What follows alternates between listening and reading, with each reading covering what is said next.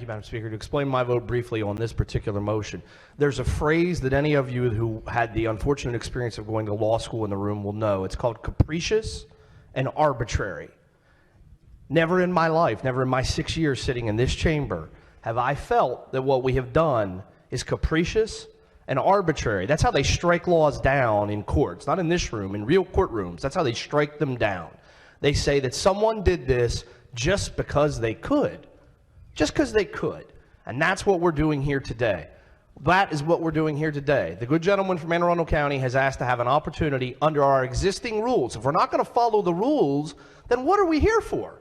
We will not follow the rules today because we've arbitrarily chosen 3 p.m., because we've arbitrarily chosen to have a rules hearing last night, because we've arbitrarily chosen to push this bill through a hearing this morning. We've heard about other House bills that, well, they got a hearing. Then why didn't you vote on them?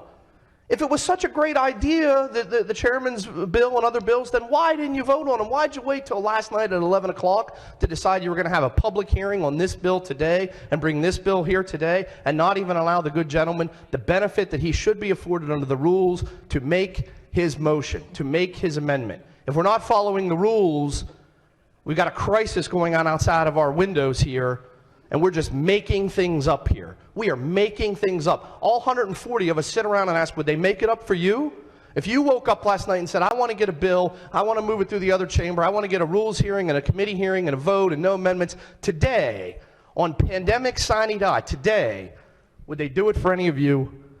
This is arbitrary and capricious. Chairman of the committee.